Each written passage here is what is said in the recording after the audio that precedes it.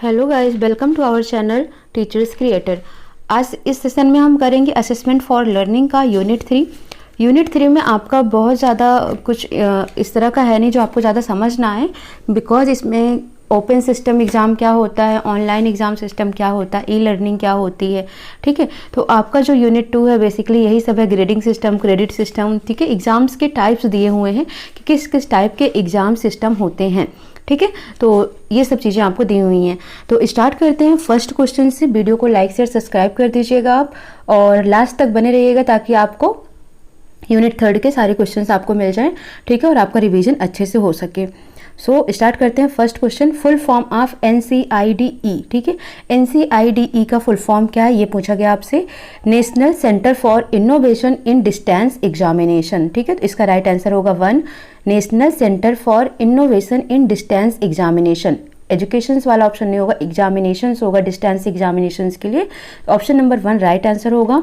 Now question number 2, full form of ODES। ठीक है, तो ODES का मतलब होता है ऑन डिमांड एग्जाम सिस्टम, यानी कि जो डिमांडिंग होती है उसके बेस पर जो एग्जाम सिस्टम कराया जाता है वो ऑन डिमांड होता है, यानी कि स्टूडेंट्स अपने डिमांड के अकॉर्डिंग ही एग्जामिनेशंस की मांग करता है। ऑप्शन नंबर सी होगा right answer. IBD stand for individual video disk, interactive visual disk या इंटरैक्टिव वीडियो डिस्क। तो IBD का मतलब क्या होता है, इंटरैक्टिव वीडियो डिस्क। ठीक है, नाउ क्वेश्चन नंबर 4 है, what is the full form of WWW, world wide website. Option number A right answer होगा इसका। Man stand for metropolitan area network. ठीक है, मैन, लैन, बैन ये सब याद रखना है आपको। Metropolitan area network.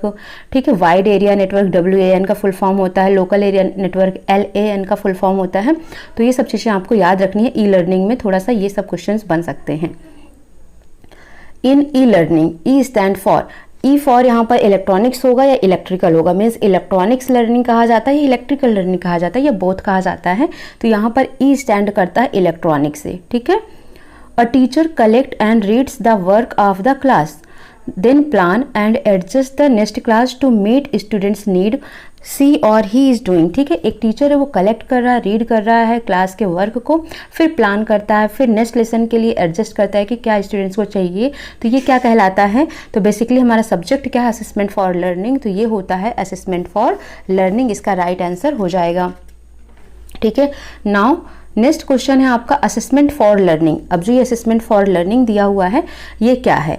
Fosters motivations, is done for the purpose of segregations and ranking, emphasise the overall importance of grade, is an exclusive and upper assessment activities. तो क्या होता है ये, फोस्टर्स मोटिवेशंस होता है। Option number A right answer होगा। ना question number 9 है आपका,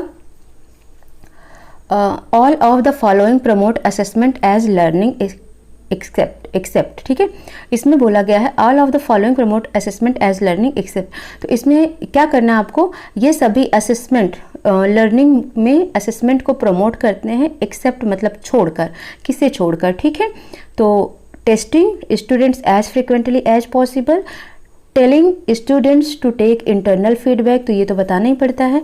generating a safe environment for students to take care chances, tell students to reflect on the topic taught. ठीक है, जो टॉपिक पढ़ाया गया उस पर रिफ्लेक्ट करने के लिए बोला जा सकता है स्टूडेंट्स को। स्टूडेंट को एक सेफ इन्वायरमेंट प्रोवाइड कराओ और उनको चांस दो। स्टूडेंट्स को बताओ कि उनके इंटरनल फीडबैक क्या है और क्या इंप्रूवमेंट हो सकती है। या फिर टेस्टिंग स्टूडेंट्स एज फ्रिक्वेंटली, या फिर स्टूडेंट्स को तुरंत ही टेस्ट करना जितनी जल्दी हो सके। तो ऑप्शन नंबर ए इसका राइट आंसर है। ठीक है, ये एक्सेप्ट है, यहाँ पर एक्सेप्शन है, ये नहीं होना चाहिए, बाकी सभी प्रमोट करते हैं। What is group dynamic, group dynamic क्या है ये क्वेश्चन आपसे पूछा गया है। Group dynamic is a system of behaviour and psychological process occurring within a social group.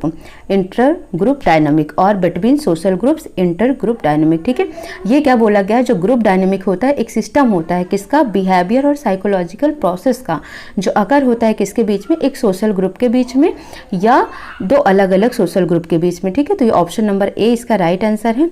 आगे भी देख लेते हैं, group dynamic in a system of behaviour and psychological process occurring within a group of friend, तो ये नहीं होगा।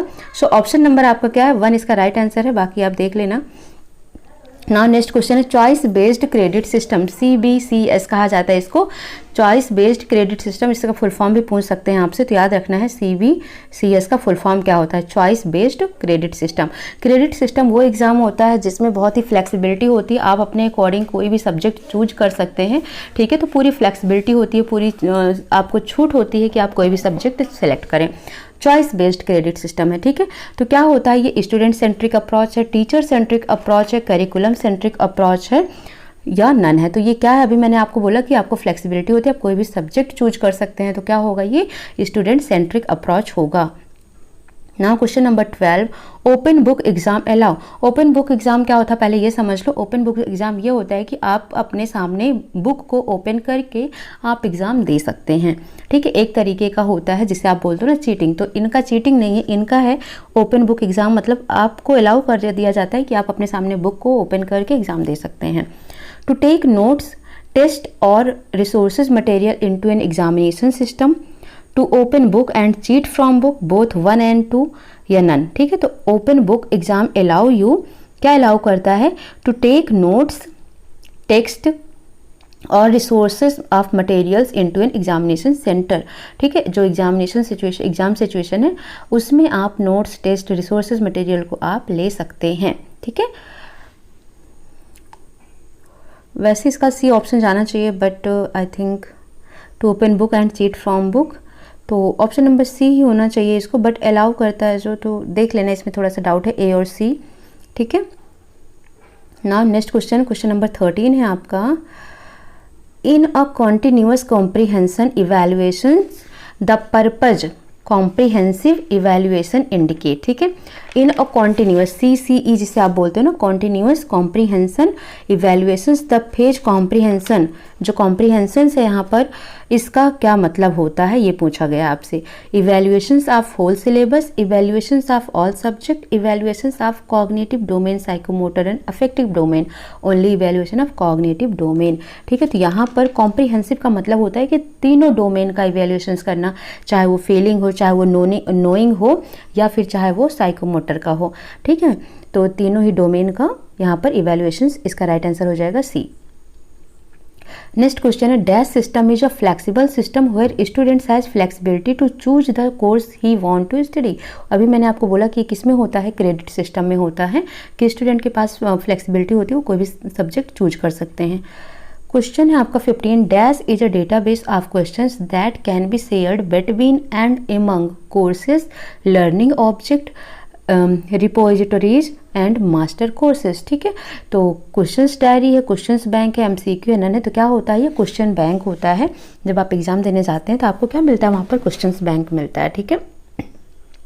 In dash teaching education activities aimed at removing deficiencies in knowledge और स्किल, क्या होता है ये, इन डैश टीचिंग, किस टाइप की टीचिंग में जो एजुकेशन एक्टिविटी है उसका एम होता है कि आपको सीखने में जो भी डिफिशियंसी आ रही है उसको रिमूव किया जाए। ऑनलाइन टीचिंग होती है, मैनुअल टीचिंग होती है, रेमेडियल टीचिंग होती है, और आप देख तो क्या होगा, रेमेडी प्रोवाइड करना ना, रिमूविंग डिफिशियंसी, इसका मतलब आपको रेमेडी प्रोवाइड करा रहे हैं, तो रेमेडियल टीचिंग हो जाएगा इसका option number C. Question number 17 है, what is the correct procedure used in remedial teaching. तो रेमेडियल टीचिंग का करेक्ट प्रोसीजर क्या होता है, सबसे पहला प्लानिंग होता है, ऑर्गेनाइजेशन होता है, लीडिंग होता है, देन इवैल्यूएशन होता है। सो ऑप्शन नंबर आपका बी राइट आंसर होगा, प्लानिंग, ऑर्गेनाइजिंग, प्लान किया फिर ऑर्गेनाइज किया, ऑर्गेनाइज करने के बाद फिर लीड किया, देन इवैल्यूएट किया। पोल आप इसको याद रख सकते हैं, ठीक है, पोल से। पोल मीन्स होता है एक तरीके का ध्रुव, है ना, पोलर रीजन बोला जाता है ना, नॉर्थ और साउथ पोल होते हैं, तो पोल से याद रखना है आपको कि इसका करेक्ट रेमेडियल टीचिंग में क्या होता है, पोल होता है, प्लानिंग, ऑर्गेनाइजेशन, लीडिंग एंड इवैल्यूएटिंग। नाउ क्वेश्चन नंबर 18 है, dash is helpful in the collection, use, storage, retrieval, transmission, manipulations, enrich knowledge and develop communications. तो ये क्या करता है, ICT होता है, CAI होता है, रेमेडियल प्रोसेस होता है, ई लर्निंग होता है।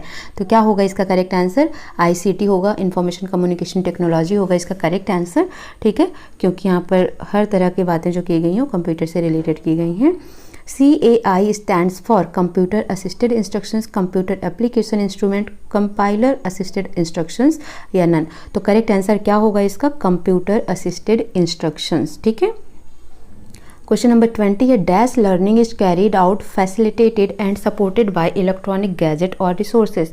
ठीक है, तो जो इलेक्ट्रॉनिक गैजेट और रिसोर्सेज का यूज करके लर्निंग किया जाता है उसे क्या बोला जाता है? Online learning, tele learning, electronic learning या ऑल ऑफ दिस। तो क्या बोला जाता है इसे? ई लर्निंग या electronic learning. So option number C इसका राइट आंसर हो जाएगा। नाउ क्वेश्चन नंबर 21 है main purpose of dash test in education is to assess the current state of a students progress और ability in a particular areas. किसी भी particular area में students की ability को check करना या उसका करंट स्टेट, उसकी प्रोग्रेस क्या हुई है क्या नहीं, किस टेस्ट के थ्रू आप कर सकते हैं?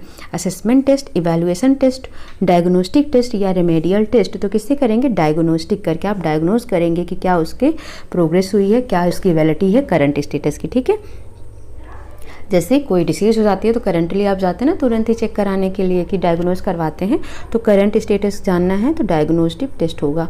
सम test which are not mark with mark, जो मार्क किससे मार्क नहीं किया जाता वो कौन सा टेस्ट है? रीडिंग, पंचुएशन, स्पेलिंग या ऑल ऑफ दीज। तो ऑल ऑफ दीज हैं, ये सारे ही टेस्ट मार्क नहीं किए जाते हैं नंबर मार्क्स से। ठीक है, क्वेश्चन नंबर 23 है dash type of assessment is use to know what the students skill level is about the subject. Dash type of assessment is use to know what the student skill level is about the subject. उस subject में students का level क्या है ये किस में पता चलता है? फॉर्मेटिव, समेटिव, डायग्नोस्टिक या इनिशियल। ठीक है, तो इसका करेक्ट आंसर क्या आएगा? इनिशियल असेसमेंट में ही पता चल जाता है। क्वेश्चन नंबर 24 है dash assessment are made to summarise what the students have learn to know if they understand well. ठीक है, इस टाइप का असेसमेंट जो कि ये समराइज करता है स्टूडेंट्स ने क्या सीखा, ठीक है, क्या जाना, इफ़ दे अंडरस्टैंड, यदि उसे वो अच्छी तरह की समझ सके हैं तो उन्होंने क्या सीखा उस चीज़ से, ये चीज़ें किस असेसमेंट में पता चलती है? फॉर्मेटिव, समेटिव, डायग्नोस्टिक या इनिशियल। तो समराइज की बात हो गई ना, इसका मतलब फाइनल बात हो गई, तो समेटिव। ठीक है, नाउ क्वेश्चन नंबर 25 है व्हाट इज और are the use of ICT in the system of education. Information communication technology का एजुकेशन सिस्टम में क्या यूज है? Motivates the learner, develops the critical thinking, develop the power of comprehensions and expressions, all of these. तो इसका right answer क्या होगा? All of these. Option number D right answer हो जाएगा। क्वेश्चन नंबर 26 है dash assessment deals with the whole difficulties at the end that occur during the learning. ठीक है, learning process में जो भी प्रॉब्लम्स आ रही है तो इन सभी डिफिकल्टीज को वो लास्ट में डील करता है। ये किस असेसमेंट में आता है? इनिशियल, फॉर्मेटिव, डायग्नोस्टिक या रिमेडियल। तो किस में आएगा? डायग्नोस्टिक में। Dash develop mastery learning. Mastery learning को किसने डेवलप्ड किया? एडम ने, जॉन लॉक ने, BS ब्लूम ने या नन ने? किसने मास्टरी लर्निंग को प्रमोट किया है? तो BS ब्लूम ने मास्टरी लर्निंग को प्रमोट किया है। Dash is a type of remedial teaching in which the learner is provided with self-learning material such as auto-learning modules, programmed learning test book। ठीक है, तो उनको खुद ही प्रोवाइड कराया जाता है कि वो खुद से ही इसको पढ़ें समझें। तो ये किस टाइप की लर्निंग होती है? Group teaching, mastery learning, supervised remedial teaching, auto instructions teaching. तो क्या होता है? ऑटो, सेल्फ की बात हो गई ना, तो auto instructional teaching correct option हो जाएगा। नाउ क्वेश्चन नंबर 29 है dash type of remedial teaching the students are divided on the basis of their general learning difficulties. यानी कि जो उनकी लर्निंग डिफ़िकल्टीज है उसके बेस पर स्टूडेंट्स को डिवाइड कर दिया जाता है। इस टाइप के रेमेडियल टीचिंग में वो क्या है? ग्रुप टीचिंग है, एक्शन रिसर्च है, क्लास टीचिंग है या नन है? इसका आंसर क्या हो जाएगा फिर? ग्रुप टीचिंग हो जाएगा। ठीक है, यानी कि उनकी लर्निंग डिफ़िकल्टीज़ के बेस पर उनको एक ग्रुप में रख दिया जाएगा, उसके बाद उनको टीच किया जाएगा, तो वो ग्रुप टीचिंग कहलाता है। Purpose of remedial teaching are, क्या पर्पज है रेमेडियल टीचिंग का? Developing listening skills of the people, reading, writing, speaking या ऑल ऑफ दिस। तो रेमेडियल का मतलब ही क्या हो गया? इन सभी चीज़ों को डेवलप्ड करना, LSRW। ठीक है, ये लर्निंग है आपके लर्निंग स्किल में, ये चारों ही आते हैं। इन चारों स्किल्स को ही डेवलप्ड करना रेमेडियल टीचिंग का पर्पज होता है। तो इसका करेक्ट आंसर क्या हो जाएगा? ई राइट आंसर हो जाएगा। नाउ नेक्स्ट क्वेश्चन है NIOS re introduce the ODS at dash level. ठीक है, जब री इंट्रोड्यूस किया था तो सबसे पहले उसने 2003 में ऐड किया था open demand system on demand examination system को, ऑन डिमांड एग्जामिनेशन सिस्टम इसका फुल फॉर्म होगा ODES का। इसको उसने 2003 में इंट्रोड्यूस किया था, किसमें, सेकेंडरी लेवल पर, ठीक है। लेकिन उसने री इंट्रोड्यूस किया इसको 2005 में, किस लेवल पर किया, सेकेंडरी लेवल पर, ठीक है। तो ऑप्शन क्या हो जाएगा आपका, ऑप्शन नंबर बी इसका राइट आंसर हो जाएगा। और 2007 में उसको हायर सेकेंडरी लेवल पर उसको इंट्रोड्यूस किया, ठीक है। करेक्टरिस्टिक ऑफ गुड क्वेश्चंस, जो गुड क्वेश्चंस होते हैं उनकी क्या करेक्टरिस्टिक है, neither easy not too difficult, should be continuous one, should be vague rather than definite, only A and B. इसका करेक्ट आंसर क्या हो जाएगा, ए एंड बी, ठीक है। क्या होना चाहिए, ज़्यादा इजी नहीं होने चाहिए, ज़्यादा टफ नहीं होने चाहिए, कॉन्टिन्यूअस मतलब should be continuous one, continuous होने चाहिए, should be vague rather than definite, ठीक है। फिक्स, डिफिनाइट का मतलब बोल दिया कि डिफिनाइट की जगह वो कैसा होना चाहिए, वर्ग होने चाहिए। तो ये ऑप्शन आपका नहीं होगा, तो डी ऑप्शन राइट आंसर हो जाएगा। क्वेश्चन नंबर 33 है, which type of questions are easy to score by hand और इलेक्ट्रॉनिकली, ठीक है। तो आपने क्या देखा है, MCQ टाइप के क्वेश्चंस अगर आपको आ रहे हैं तो आप उसमें इजीली स्कोर कर सकते हैं, बिकॉज क्या होता है इसमें कि अगर आपने थोड़ा भी पढ़ा है ना तो आप ऑप्शंस के अकॉर्डिंग उसको टिक कर सकते हैं, ठीक है। ट्रू फॉल्स क्वेश्चंस आप ये भी कर सकते हैं, इससे क्वेश्चंस, या ओनली ए एंड बी। तो करेक्ट ऑप्शन आपको क्या लग रहा है, डी, ए एंड बी इसके राइट ऑप्शन है, जिसमें आप इजी से स्कोर कर सकते हैं। सेमेस्टर सिस्टम, सेमेस्टर सिस्टम जो है वो एक लैटिन वर्ड से आया है, ठीक है, जिसका मतलब होता है 6 मंथ, ठीक है। तो सेमेस्टर सिस्टम आपका कहाँ से आया है, लैटिन वर्ड से आया है, ये याद रखना है, ठीक है। 6 मंथली कि एक साल में 2 एकेडमिक टर्म होते हैं, उसी को सेमेस्टर सिस्टम बोला जाता है। तो 6 monthly, 2 term of equal length, 2 academic term, all of this. तो इसका आंसर क्या हो जाएगा, all of this. Advantage of semester system, देखो इसके एडवांटेज भी है, डिसएडवांटेज भी। एडवांटेज ये है कि स्टूडेंट्स हमेशा पढ़ता रहता है, ठीक है, हमेशा नॉलेज गेन करता है, स्टूडेंट्स का सब्जेक्ट वाइज बर्डन कम हो जाता है, ठीक है। थ्रू आउट वो पढ़ाई करता है, अपनी एक तरीके से स्किल्स को डेवलप कर लेता है। वहीं पर अगर 1 ईयर एग्ज़ाम होता है, जो फाइनल एग्ज़ाम होता है, उसमें क्या होता है, अगर वो साल भर है तो साल भर वो तैयारी नहीं करता है, जब फाइनल एग्ज़ाम आता है तो उसी 1 महीने पढ़ लेता है, तो उतनी ज़्यादा इंप्रूवमेंट बच्चों में नहीं हो पाती है, ठीक है। तो ये तो एडवांटेज हो गई। डिसएडवांटेज में क्या होता है, जो सेमेस्टर सिस्टम होता है कि बर्डन थोड़ा सा कम तो हो जाता है कि सब्जेक्ट डिवाइड हो जाता है, लेकिन पूरे साल वो फ्री नहीं हो पाते हैं, ठीक है। ये सबसे बड़ी प्रॉब्लम होती है। एडवांटेज ऑफ सेमेस्टर सिस्टम है, reduce the load of student, बिल्कुल correct. Busy throughout entire year, बिल्कुल करेक्ट है। अलाउ ग्रेटर फ्रीडम है स्कोप ऑफ डिजाइनिंग, बिल्कुल correct. All of this right answer हो जाएगा। 36 है, there will be a selection of questions type in testing, the child will have 1 hour to write a passage of 300 words. एक बच्चा है, उसको 1 घंटे में 300 वर्ड्स लिखने हैं। तो इस टाइप के क्वेश्चंस को सिलेक्ट करने के लिए सेलेक्ट करना है उसको। तो ये क्या होता है, ranking, ordering, labelling, find on copy, sort, construct, response और open ended response, all of this, ठीक है। तो ये कुछ क्वेश्चंस आपसे पूछा गया है। There will be a selection of questions type in testing, ठीक है। टेस्टिंग में एक क्वेश्चंस टाइप का सिलेक्शन है आपके पास, ठीक है, कि चाइल्ड को क्या करना है, 1 घंटे में 300 वर्ड्स का एक पेज राइट करना है, ठीक है। तो इसका करेक्ट ऑप्शन क्या हो जाएगा, ऑल ऑफ दिस। रैंकिंग या ordering, labelling, find and copy, sort, construct response, open ended response कर सकता है वो। What are different stage in assessment, assessment में डिफरेंट स्टेज कौन कौन से होते हैं, gathering information, recording of information, analysis and reporting, using the information for improvement, all of this. तो इसका राइट आंसर क्या हो जाएगा, all of this. Gathering information, assessment में पहले इन्फॉर्मेशन को इकट्ठा करते हैं, फिर इन्फॉर्मेशन को रिकॉर्ड करते हैं, फिर उसको एनालाइज करते हैं, रिपोर्टिंग करते हैं, फिर उसको क्या करते हैं, जो प्रॉब्लम होती है उसको इम्प्रूव करते हैं, ठीक है। तो ऑल ऑफ दिस इसका राइट आंसर हो जाएगा। CMI स्टैंड फॉर, ठीक है, computer managed instructions, commerce managed instructions, communication multimedia informations, तो इस या नन। तो इसका राइट आंसर क्या हो जाएगा, CMI का मतलब होता है कंप्यूटर मैनेज्ड इंस्ट्रक्शंस, ठीक है, और CAI का मतलब क्या होता है, कंप्यूटर असिस्टेड इंस्ट्रक्शंस, ठीक है। CD और DVD, tele conferencing, video conferencing, computer based conferencing, email, live chat are associated with ICT, IT, e learning या नन। तो किसके साथ है ये, ई लर्निंग के साथ जाते हैं, ठीक है। तो option number C right answer होगा इसका। In e learning refers to the use of internet technology to deliver a broad array of solutions that enhance knowledge and performance set by, किसने कहा है कि जो ई लर्निंग है refer करता है यूज ऑफ IT टेक्नोलॉजी, यानी कि इंटरनेट टेक्नोलॉजी को क्या डिलीवर करने में, ब्रॉड एरे ऑफ सॉल्यूशंस को, ठीक है, और नॉलेज को, परफॉर्मेंस को इन्हेंस करने में हेल्प करता है। किसने कहा है? रोजनबर्ग ने, सोजी जॉन ने, कुमार एंड जॉन ने, या नन? तो किसने कहा इसको? रोजनबर्ग 2001 इन्होंने ही कहा है। Option number A right answer था उस क्वेश्चन के लिए। क्वेश्चन नंबर 40 के लिए Rosenberg, option number A right है, ठीक है। Now question number 41, the use of ICT in the system of education and advantage in teaching learning process. जो ICT को हम यूज करते हैं एजुकेशन सिस्टम में, तो उसके एडवांटेज क्या है टीचिंग लर्निंग प्रोसेस में? मोटिवेट द लर्नर तो करता ही है, इम्प्रूव द कोलेबरेटिव लर्निंग करता है ये भी, develop critical thinking and reasoning, all of this. तो क्या आंसर होगा इसका? All of this right answer हो जाएगा।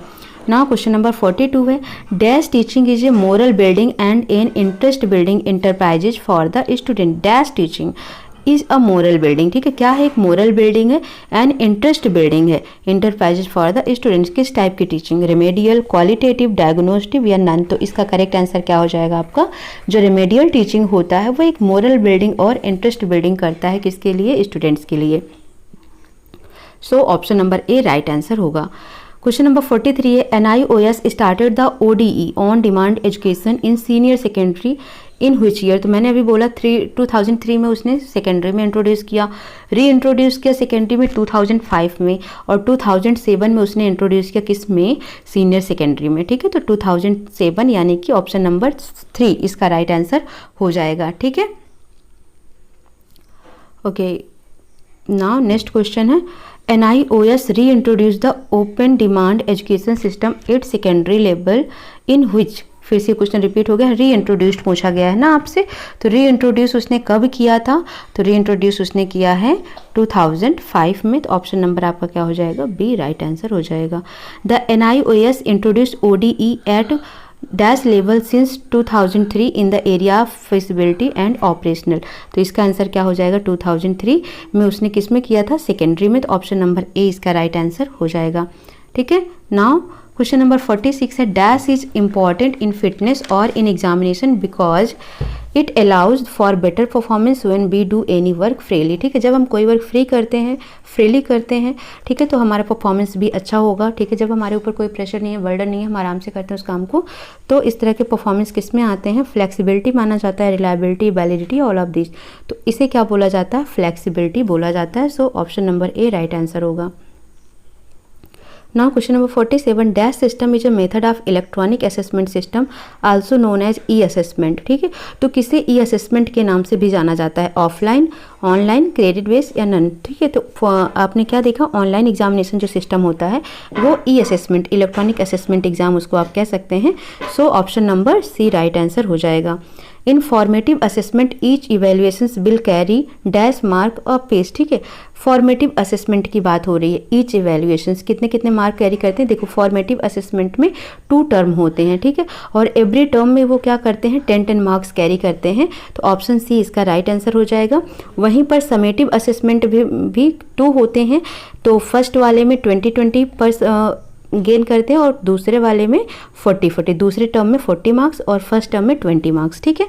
जबकि फॉर्मेटिव में दोनों ही टर्म में 10 मार्क्स अलाउ किए गए हैं ग्रेडिंग सिस्टम में। In summative assessment first term end exam carry dash marks and second term end exam carry dash marks. तो मैंने आपको क्या बोला? फर्स्ट टर्म 20 और सेकेंड टर्म 40। तो ऑप्शन नंबर इसका क्या होगा? ए राइट आंसर हो जाएगा। नेक्स्ट क्वेश्चन है, CBCS स्टैंड फॉर, स्टार्टिंग में ही मैंने बता दिया था, चॉइस बेस्ड क्रेडिट सिस्टम जो होता है वो आपका इसका राइट आंसर हो जाएगा, ठीक है। तो CBCS का मतलब होगा चॉइस बेस्ड क्रेडिट सिस्टम, इसका राइट आंसर हो जाएगा। तो इस तरीके से आपका यूनिट 3 टोटल 50 क्वेश्चंस कंप्लीट हो जाते हैं। और तो आप इसको भी फाइनली रिवाइज कर लीजिएगा। इसके पहले आपकी यूनिट 1 और यूनिट 2 अपलोड हो चुकी हैं, 3 वीडियो अपलोड है। यूनिट 1 टोटल 2 वीडियोज़ में और यूनिट 2 आपका 1 वीडियोज़ में 64 क्वेश्चंस कंप्लीट हैं उसमें। और इस तरीके से यूनिट 3 में आपको 50 क्वेश्चंस मिल गए हैं। तो रिवीजन कर लीजिए आप अच्छे से फटाफट, ठीक है, टाइम बहुत कम है। और वीडियो को लाइक शेयर सब्सक्राइब जरूर कर दीजिएगा, कमेंट भी कर दीजिएगा, ठीक है। मिलते हैं नेक्स्ट क्लास में। Thank you for watching.